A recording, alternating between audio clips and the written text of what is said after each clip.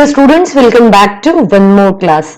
आज की इस क्लास में हम स्टार्ट करने वाले हैं ऐसे इंपॉर्टेंट मैकेनिज्म जो हमारे क्लास 12th के बोर्ड एग्जाम के लिए बहुत ही ज्यादा यूजफुल होने वाले हैं। अगर आप एनसीईआरटी प्रॉपर तरीके से स्टडी करते हो, आप अपने बोर्ड एग्जाम के लिए प्रिपेयर कर रहे हो या फिर आप एनसीईआरटी को पूरा बाय हार्ट करना चाहते हो, तो ये वीडियो और इससे रिलेटेड आने वाले सभी वीडियोस आपके लिए बहुत ही हेल्पफुल होंगे।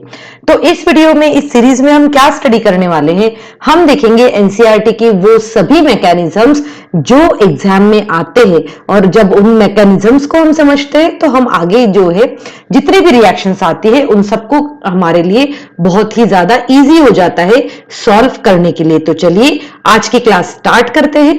तो जैसे कि मैंने आपको बताया था कि एनसीईआरटी के सभी इंपॉर्टेंट मैकेनिज्म हम स्टडी करेंगे।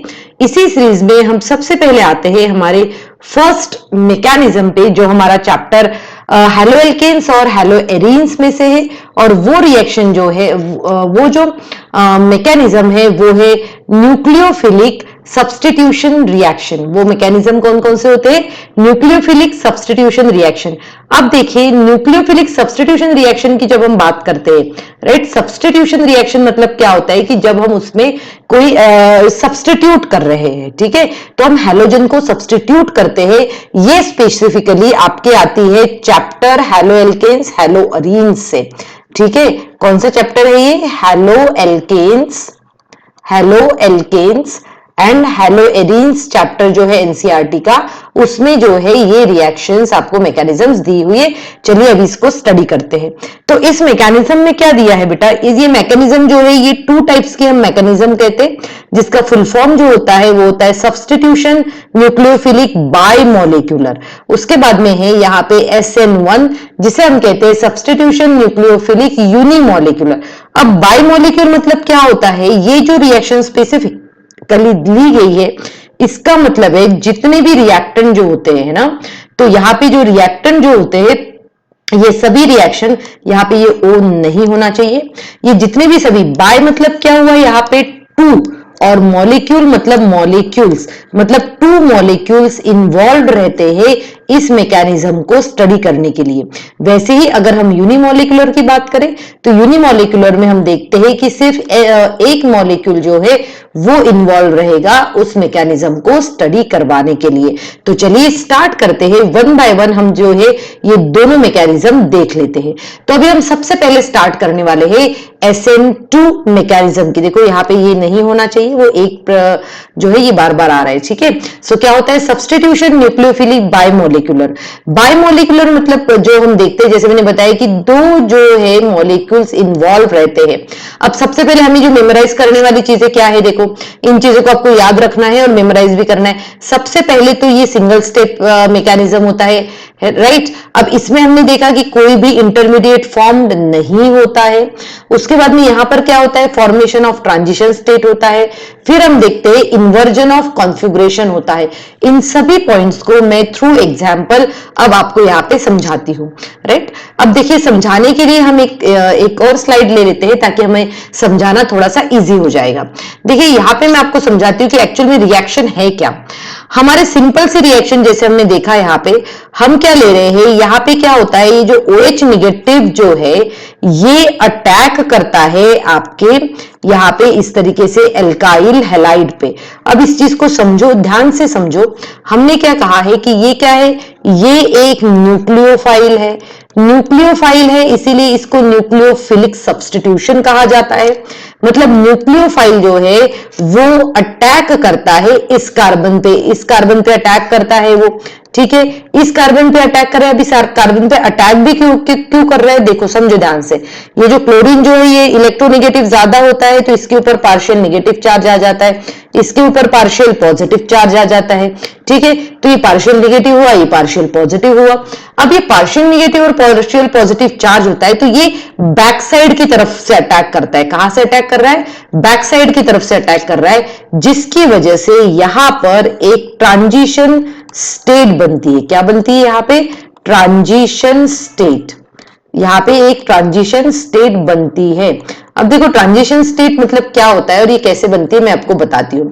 ट्रांजिशन स्टेट मतलब क्या हुआ कि जो इन बिटवीन स्टेट बनती है। अब इसमें देखो ये जो कार्बन है इसने ऑलरेडी 3 हाइड्रोजन को तो होल्ड करके ही रखा हुआ है, आप यहां पर देख सकते हो। अभी न्यूक्लियोफाइल इसके ऊपर अटैक कर रहा है, इसीलिए ये कार्बन जो है यहां से ये न्यूक्लियोफाइल को भी अपनी मतलब जगह देता है बनाने के लिए, और साथ में क्लोरीन को भी ये अटैच करके रखता है। मतलब कार्बन जो है इस सिचुएशन में है ना, ये जो CX बॉन्ड जो है ये इसके CX बॉन्ड के ऊपर स्ट्रेन आ जाता है। ये स्ट्रेन क्यों आया है? क्योंकि यहां से OH भी आके उसके साथ में जुड़ गया है। ठीक है, अब देखो इसकी वजह से यहां पर क्रिएट होती है ट्रांजिशन स्टेट। ट्रांजिशन स्टेट जो है हमेशा से ही अनस्टेबल होती है। ट्रांजिशन स्टेट अनस्टेबल होती है, तो ये अनस्टेबल स्टेट को और कैसे करते हैं, ये जो Cl नेगेटिव है ये जो यहां से छोड़ देगा, ये मतलब ये क्या बन जाएगा, लिविंग ग्रुप बन जाएगा। ठीक है, अब ये लिविंग ग्रुप बन गया। अगर ये लिविंग ग्रुप बन गया तो नेक्स्ट रिएक्शन क्या होगी, देखो लिविंग ग्रुप बन गया, ये OH यही के यही ऐसा ही रहेगा। फिर हम यहां गए, यहाँ पे एक ही H है, एक ही H है, एक H हमें ऐसे दिखा देंगे, और ये जो हमें साइड में जो निकल आएगा ये निकल आएगा न्यूक्लियोफाइल। मतलब अब हम देखेंगे कि हमने इसको न्यूक्लियोफिलिक सब्स्टिट्यूशन रिएक्शन क्यों कहा, पहले तो ये समझ लो। एक न्यूक्लियोफाइल देखो, ये न्यूक्लियोफाइल जो है वो क्या कर रहा है, यहाँ पर ये जो न्यूक्लियोफाइल है ये न्यूक्लियोफाइल इसके ऊपर अटैक कर रहा है, और वो जगह ले रहा है Cl की। किसकी जगह ले रहा है, Cl की। मतलब यहाँ पे हम हैलोजन को सब्स्टिट्यूट कर रहे हैं। तो अब हम देखते हैं हमने जो जो पॉइंट्स पढ़े थे उस पॉइंट के बेसिस पे। यहां पर देखो हमने क्या पॉइंट पढ़ा था, सबसे पहले तो ये क्या होता है, एक सिंगल स्टेप मैकेनिज्म होता है। तो यहां पर देखो एक ही स्टेप में पूरी रिएक्शन हुई है। सेकेंड पॉइंट हमने क्या कहा था, नो इंटरमीडिएट इज फॉर्म्ड। तो यहां पर कोई भी इंटरमीडिएट फॉर्म नहीं हो रहा है, राइट। ट्रांजिशन स्टेट वो इंटरमीडिएट नहीं होता है। अब हमने कहा कि फॉर्मेशन ऑफ ट्रांजिशन स्टेट, जैसे ही आपने बताया देखो फॉर्मेशन ऑफ ट्रांजिशन स्टेट, फिर हमने यहां पर बोला है इन्वर्जन ऑफ कॉन्फ़िगरेशन। अब इन्वर्जन ऑफ कॉन्फ़िगरेशन मतलब क्या होता है बेटा, ध्यान से समझो। यहां पे आप इसका स्ट्रक्चर देखो, देखो ये जो है ये अगर आप स्ट्रक्चर, आप इसको और समझने के लिए इसको एज इट इज भी हम ड्रॉ कर सकते हैं, जैसे यहां दिया है ना वो सेम भी ड्रॉ कर सकते हैं, क्योंकि हम ये बताते हैं यहाँ पे कि भाई ये देखो ये जो स्ट्रक्चर जो है इसका ये क्या हो चुका है, ये इन्वर्स हो रहा है, और इसलिए इसको इन्वर्जन ऑफ कॉन्फ़िगरेशन भी कहा जाता है। जैसे कि मैंने बताया था कि ये कार्बन है, यहाँ पे एक हाइड्रोजन है, यहाँ पे एक हाइड्रोजन है, यहाँ पे एक हाइड्रोजन है, और यहाँ पे Cl है। अब इन्वर्जन ऑफ कॉन्फ़िगरेशन में क्या होता है, जब भी इन्वर्जन होता है मतलब ये C जो है ये इस तरफ चले जाएंगे, H H H, और अब Cl की जगह हमने OH को सब्स्टिट्यूट किया, इसीलिए यहाँ पे OH आ जाएगा, और ऐसे कॉन्फ़िगरेशन को कहा जाता है इन्वर्जन ऑफ कॉन्फ़िगरेशन। तो हमने इस पूरे मैकेनिज्म में पढ़ा, ये सभी मेन पॉइंट्स है जो आपको याद रखना है कि ये सिंगल स्टेट मैकेनिज्म है, इसमें कोई भी इंटरमीडिएट फॉर्म नहीं होता है, इसमें ट्रांजिशन स्टेट फॉर्म होती है, और इसमें जो हमें दिखता है वो मेन पॉइंट होता है इन्वर्जन ऑफ कॉन्फ़िगरेशन। तो ये हुआ हमारा सब्स्टिट्यूशन न्यूक्लियोफिलिक रिएक्शन का वो है SN2। चलिए अब हम देख लेते हैं SN1 रिएक्शन के बारे में। अब SN1 रिएक्शन के बारे में जब आप बात करते हो तो देखो यहाँ पे क्या कह रहा है ये SN1 रिएक्शन, इसमें भी लिखा हुआ है सब्स्टिट्यूशन न्यूक्लियोफिलिक यूनिमॉलिक्यूलर, है ना। यूनिमॉलिक्यूलर और बायमॉलिक्यूलर का कॉन्सेप्ट समझने के लिए, राइट, यूनिमॉलिक्यूलर और बायमॉलिक्यूलर का कॉन्सेप्ट समझने के लिए मैं आपको बता दूं कि ये डिपेंड करता है कि कितने मॉलिक्यूल्स इन्वॉल्व है। जैसे अगर हम फिर से ऊपर चलते हैं और देख लेते हैं, जैसे अब इस रिएक्शन में देखो 2 मॉलिक्यूल्स इन्वॉल्व है, कितने molecules, 2 molecules are involve in this, और अगर 2 मॉलिक्यूल्स इन्वॉल्व है तो इसीलिए उसे कहा जाता है बायमॉलिक्यूलर। ठीक है, क्या कहते हैं, बायमॉलिक्यूलर, क्योंकि आप यहां देख सकते हो न्यूक्लियोफाइल और alkyl halide, nucleophile and alkyl halide दोनों जो है इसमें इन्वॉल्व है। ठीक है, अब हम देखते हैं इसके बाद वाली रिएक्शन जो अभी हमने देखी थी वो है हमारे पास में यूनिमॉलिक्यूलर। यूनिमॉलिक्यूलर रिएक्शन का सिंपल सा मीनिंग हुआ कि भाई इसमें सिर्फ एक ही मॉलिक्यूल इन्वॉल्व रहेगा। ठीक है, तो यहां पे इन्वॉल्व कौन रहता है वो मैं अभी आपको इसके थ्रू समझाती हूँ। इसके पॉइंट्स जो है, जो बहुत इंपॉर्टेंट पॉइंट्स है वो हम समझ लेते हैं। पहला पॉइंट क्या बोल रहा है ये, it is not a single step mechanism. Single step mechanism तो बिल्कुल नहीं, SN2 जो था वो सिंगल स्टेप था। इसमें कार्बोकैटायन फॉर्म हो रहा है। क्या हो रहा है, कार्बोकैटायन फॉर्म हो रहा है एज अ इंटरमीडिएट की तरह कार्बोकैटायन फॉर्म हो रहा है। यहां पर आप देख सकते हो ट्रांजिशन स्टेट नहीं फॉर्म हो रही, जैसे हमने पहले इसमें देखा था वैसे ट्रांजिशन स्टेट यहां पर फॉर्म नहीं होती है। उसके बाद में आता है retention of configuration. Retention of configuration में हम देखते हैं कि जिस तरीके से इसका बिगिनिंग में जो स्ट्रक्चर था वही सेम स्ट्रक्चर जो है वही रहता है। ठीक है, तो देखो यहाँ पे ये मैं एग्जाम्पल के साथ में समझाती हूँ आपको। यहाँ पे एग्जाम्पल देते मैं मैकेनिज्म में एक एग्जाम्पल देती हूँ और फिर मैं आपको समझाती हूँ कि ये कैसे हो रहा है रिएक्शन में। ठीक, अब देखो हमने सबसे पहले कहा कि ये जो है ये 2 स्टेप रिएक्शन है ना। तो स्टेप 1 में क्या होता है, देखो स्टेप 1 में क्या हो रहा है कि जो अंडर द इन्फ्लुएंस, हम लिखेंगे यहां पे स्टेप 1 में क्या हो रहा है, under the influence of nucleophile. अब देखो न्यूक्लियोफाइल अभी तक आया भी नहीं है, पर under the influence of nucleophile ये जो हमारे पास में एल्काइल हैलाइड जो रहता है ये अपने आप को कन्वर्ट करता है कार्बोकैटायन में। किसमें कन्वर्ट करता है ये अपने आप को, कार्बोकैटायन में कन्वर्ट करता है, राइट। और यही होता है हमारी फर्स्ट स्टेप। तो हमने क्या कहा, under the influence of attacking nucleophile भी कह सकते हो आप। ये क्या करते हैं, जो टर्शियरी जो अल्काइल हैलाइड होते हैं, कौन से, टर्शियरी एल्काइल हैलाइड जो होते हैं ये क्या करते हैं, टर्शियरी एल्काइल हैलाइड क्या बनाते हैं, ये बनाते हैं कार्बोकैटायन। क्या बनाएंगे, कार्बोकैटायन एज इंटरमीडिएट की तरह कार्बोकैटायन बनाते। कैसे बनाते हैं ये देखो, जैसे कि आप मान के चलो ये हमारे पास में एक अल्काइल हैलाइड है, ठीक है, ये अल्काइल हैलाइड है और ये टर्शियरी इन नेचर है। टर्शियरी क्यों है, क्योंकि ये जो कार्बन है हमारे पास में ये 3 कार्बन से और जुड़ा हुआ है, इसलिए हमारा टर्शियरी।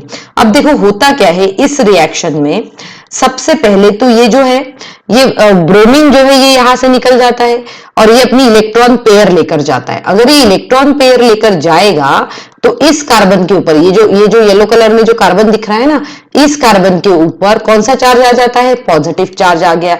मतलब इसने अपने आप को किस में कन्वर्ट किया है, कार्बोकैटायन में कन्वर्ट किया है।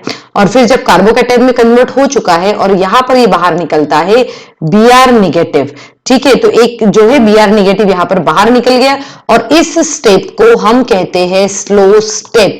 अब आप स्लो स्टेप में देख सकते हो सिर्फ एक ही मॉलिक्यूल इन्वॉल्व है, इसीलिए इसको कहा जाता है यूनिमॉलिक्यूलर रिएक्शन। अब देखो स्टेप 2 में हो क्या रहा है ना, स्टेप 2 में क्या हो रहा है, देखो स्टेप 2 में जो हो रहा है इसमें ये जो कार्बोकैटायन जो है ये कार्बोकैटायन के ऊपर अटैक करता है न्यूक्लियोफाइल। तो हम लिखेंगे अटैक ऑफ न्यूक्लियोफाइल